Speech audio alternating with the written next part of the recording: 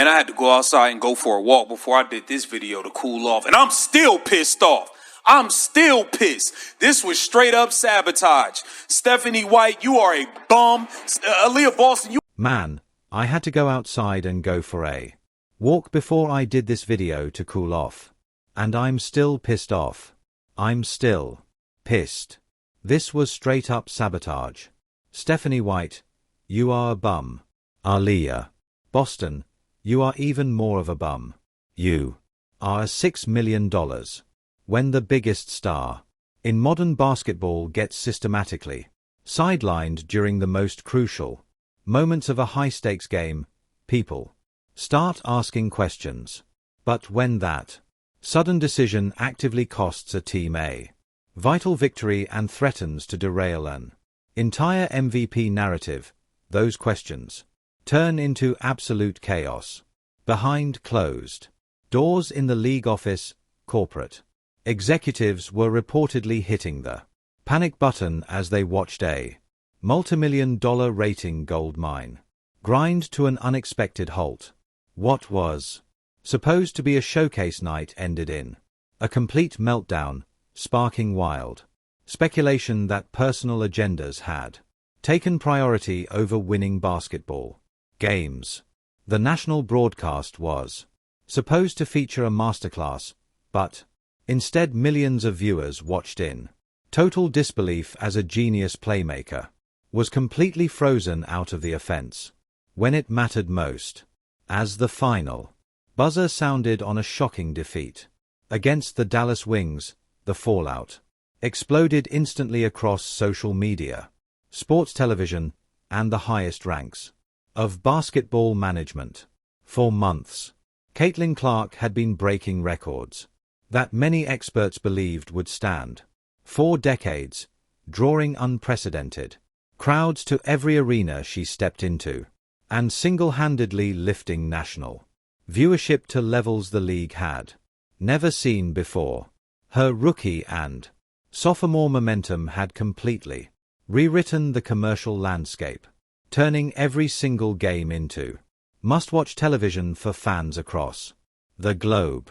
As the season progressed, her name naturally dominated every single serious conversation regarding the Most Valuable Player award, with analysts declaring that her vision, long-range shooting, and elite passing made her an absolute lock for the trophy. But alongside that meteoric rise came an undeniable quiet undercurrent of tension from traditionalists who were uncomfortable with how fast the torch had been passed. Older veterans and old school coaching minds were constantly under the microscope, forced to answer endless questions about a single young player who was sucking all the oxygen out of the room.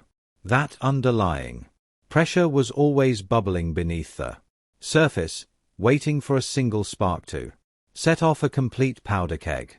That spark came on a night when all eyes were fixed on a high-stakes showdown with the Dallas Wings, a game that was prime-time television and heavily promoted across every major sports network. Clark started the contest on an absolute tear, pulling up from deep beyond the arc, dissecting the defense with pinpoint full-court passes and building an early rhythm that had the home crowd shaking the arena foundations. Every time she touched the ball, the offense clicked into overdrive, generating high-efficiency shots and keeping the opposing defense in absolute panic mode. Her energy was contagious, driving the tempo and giving her team a solid lead, while piling up continuous statistical dominance that further cemented her status as the clear MVP frontrunner. The crowd was completely electric, fully expecting another legendary night where records would tumble and another win would be secured. But then, without warning, the entire tactical approach underwent a sudden, unexplainable, and dramatic shift that left everyone in the arena completely baffled. Right as the team needed to put the hammer down and secure the game, head coach StephanieWhite White made a series of baffling decisions that instantly turned heads on the bench and in the commentary booth. With Clark hot off 8 rapid points and clearly operating at the peak of her game, she was suddenly pulled to the bench for an extended breather.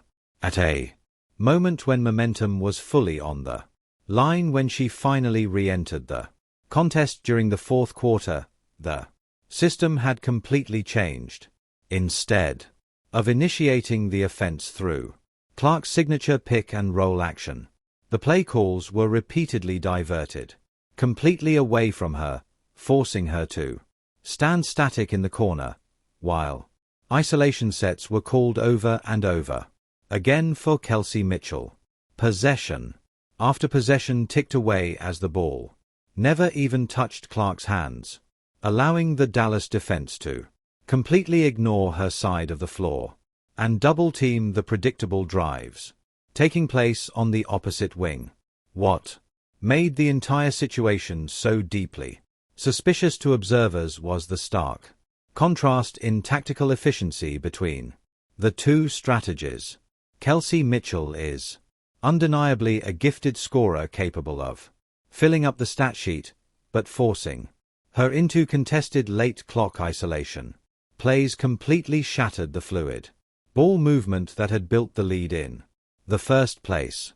As Mitchell took tough shot after tough shot, missing key opportunities while the Dallas Wings mounted a furious comeback, Clark remained stranded on the wing, visibly frustrated and calling for the ball to no avail. The offensive engine had been completely turned off by design, allowing the Wings to gain confidence, execute their transition game, and slowly choke out the lead. Fans in the arena could hardly believe what they were witnessing as high-value possessions were thrown away on force-fed single coverage drives, completely freezing out the league's most dynamic playmaker during the defining minutes of the match. As the final seconds ticked off and the Wings completed a stunning, unlikely victory, the immediate reaction from the basketball community was pure shock, mixed with intense suspicion. Analysts on post-game shows struggled to find any logical basketball explanation for why a coach would actively take the ball out of their best players' hands during crunch time. It didn't take long for wild rumors and speculations to flood the internet, with fans openly accusing StephanieWhite of orchestrating a deliberate game plan to boost Kelsey Mitchell's personal statistical profile at the direct expense of Clark's MVP candidacy. Suggestions began circulating that deep-seated locker room politics and veteran pride had influenced the tactical whiteboard, creating an internal environment where individual awards and veteran hierarchy were being protected over winning games on the floor. Whether those claims were entirely accurate or not, the visual evidence on the court gave critics all the ammunition they needed to push the sabotage narrative into overdrive. Behind the scenes, the fallout from this tactical disaster reached far beyond the local locker room, extending straight up to the highest corporate corridors of the sport. Rumors immediately began spreading that NBA Commissioner Adam Silver and senior NBA leadership were utterly furious with how the situation played out on national television. Silver, who has been instrumental in positioning the WNBA as a major growth engine for modern sports entertainment, understands better than anyone that Clark's presence is the primary driver behind modern broadcast value and high-ticket sponsorship deals. To watch a marquee game lose its audience in real time because a head coach decided to bench and marginalize the central draw was described as a complete nightmare for league executives. Off the record, reports suggested that emergency phone calls were made with executive leadership demanding answers as to why a primetime broadcast was allowed to devolve into a confusing display of tactical self-sabotage that damaged the league's overall product. The financial implications of this dynamic are massive, because when casual fans tune in to see a superstar play and end up watching her stand in the corner doing nothing, they simply turn off their television screens.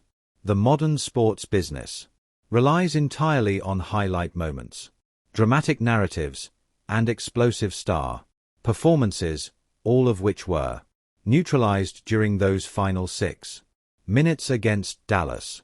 Broadcast executives pay top dollar expecting maximum engagement and seeing high volume isolation plays for secondary options while the main attraction is ignored creates immediate friction between television networks and league management. Adam Silver's alleged outrage wasn't just about a single regular season loss. It was about protecting a multi-billion-dollar cultural momentum that requires the league's biggest icons to be put in positions where they can actually succeed and elevate the sport. When the post-game press conference finally began, the tension inside the room was so thick you could cut it with a knife. StephanieWhite sat before reporters and attempted to defend her late-game rotational choices, attributing the loss to execution issues and defensive miscommunication, rather than the obvious offensive breakdown. Her answers were met with skeptical silence from journalists who pushed back, directly asking why the team's ultimate facilitator was completely bypassed during the final 5 offensive possessions. White insisted that the matchup called for aggressive downhill driving and that taking what the defense gave them was the correct philosophical read. However, her direct failure to acknowledge the blatant inefficiency of those possessions only served to fuel the fire, leaving fans and commentators convinced that there was a massive disconnect between the coaching staff's vision and the reality on the court. Meanwhile, the subtle body language exhibited during the post-game media availability spoke volumes to body language experts and casual observers alike. Caitlin Clark offered professional muted answers, taking the high road and refusing to throw her coach or her teammates directly under the bus, but her obvious disappointment was impossible to hide. When asked about her lack of touches down the stretch, she simply noted that she goes where the coach tells her to go and tries to make the best of whatever play is called. That brief, quiet response carried more weight than a full-scale rant, signaling to everyone listening that internal frustration was reaching a dangerous breaking point. On the other side, Kelsey Mitchell defended the aggressive offensive set, stating that players have to stay confident and take their shots when their number is called. A statement that did very little to quell the narrative of a fractured locker room, divided by individual ambitions. The digital landscape erupted immediately, following the press conference with sports talk radio programs, podcast hosts, and social media influencers picking apart every single second of game film to prove their theories. Statistical breakdowns began circulating online, highlighting how Clark's usage rate dropped off a cliff in the 4th quarter compared to her season averages.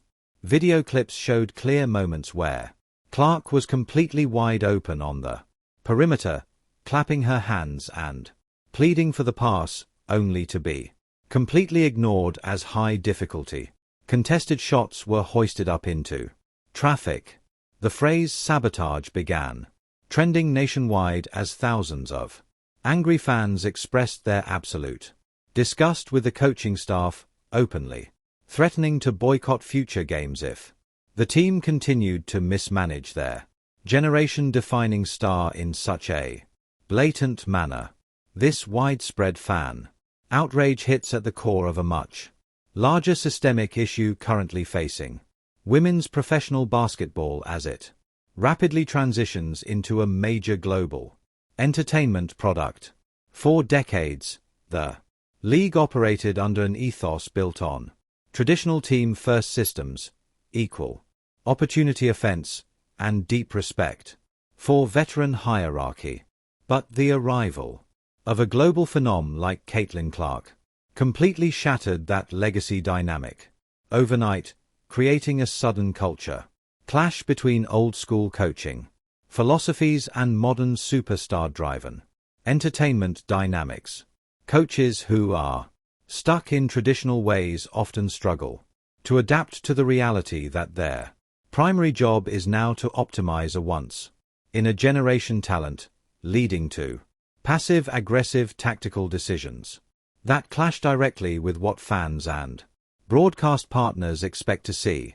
The impact of this game on the official MVP race cannot be overstated as voters closely monitor not just raw numbers, but how players perform under immense pressure in tight fourth-quarter situations. By denying Clark the opportunity to take control of the game and deliver a classic clutch finish, the coaching strategy directly damaged her statistical totals and robbed her of another signature narrative win on her resume. If the MVP vote ends up extremely close at the end of the season, critics will point back to this specific match against the Dallas Wings as the exact night where internal game planning stripped away a golden opportunity for her to solidify an undisputed lead over the competition. Pundits are already debating whether media members will penalize Clark for a loss that was completely outside of her structural control, adding yet another layer of controversy to an already explosive individual race. As rumors continue to circulate regarding high-level tension between front office leadership, the coaching staff, and league executives, everyone is wondering what steps will be taken next to prevent a repeat of this situation. Inside sources suggest that pressure is rapidly building on StephanieWhite to completely overhaul her late-game offensive philosophy and ensure that the offense runs exclusively through Clark whenever the game is on the line. Failing to do so could result in serious long-term consequences, including potential front office interventions, public realignments, or even coaching changes.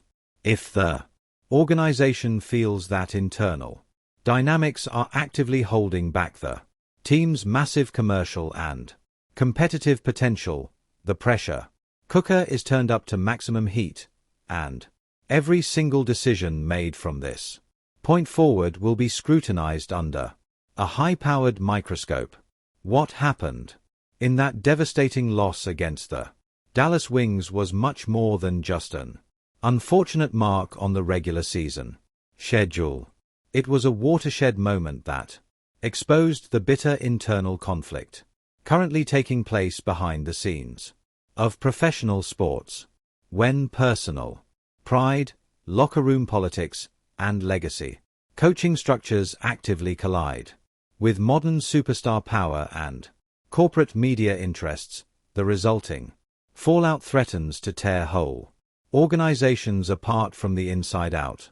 As the season pushes forward into its most critical stretch, all eyes remain glued to the court to see if this dynamic will be resolved or if another high-profile breakdown will completely sink a championship dream. Whether this situation was driven by genuine tactical errors or something far more calculated, one absolute truth has become crystal clear to everyone involved. You simply cannot bury the biggest star in the sport without setting off an absolute firestorm that reaches the very top of the basketball world. And the ultimate price for playing those kinds of internal games might be far higher than anyone ever anticipated. To truly grasp why this specific meltdown ignited such an explosive firestorm across the sports Media world, you have to look at the massive backdrop of expectation surrounding this game. Every single time Caitlin Clark steps onto the court, millions of fans tune in expecting a revolutionary display of offensive basketball that defies conventional standards. Her unique ability to pull up from 30 foot out, stretch perimeter defenses past their absolute breaking point, and deliver laser-focused passes through microscopic windows had fundamentally elevated her team into a national phenomenon. However, success on that scale always creates an unprecedented target on a player's back, not just from rival opponents eager to physically knock her down, but from internal skeptics who feel that the league's relentless focus on one individual undermines the hard-earned legacy of established veterans. Against the Dallas Wings, those underlying friction points finally burst wide open into full view on national television. Early on, the game followed the exact fairy tale script that network executives and casual viewers tuned in to see. Clark was orchestrating the court like a master conductor, manipulating defensive shifts with subtle head fakes and threading transition dimes that led to easy layups. The offense was humming at a record-setting pace, completely overwhelming the Dallas perimeter defense and putting the team in firm control of the scoreboard. Arena security and courtside cameramen were bracing for another history-making performance as social media clips of her early highlights began generating millions of views in real time across every major digital platform. Then came the mid-game tactical pivot that shattered all offensive momentum and left basketball purists rubbing their eyes in absolute disbelief. With a double-digit lead firmly in hand and Clark firing on all cylinders, the coaching staff made a sequence of decisions that completely derailed the rhythm of the game. Instead of allowing Clark to push the pace in transition, play calls were systematically altered to slow down the clock, forcing heavy half-court sets where the ball was repeatedly placed into isolation setups for Kelsey Mitchell. While Mitchell is undoubtedly an elite bucket getter with exceptional quickness, running high volume, static isolation plays against a set Dallas defense played directly into the opponent's strategy, slowing the game down to a grinding halt and draining the fluid ball movement that had built the initial feed.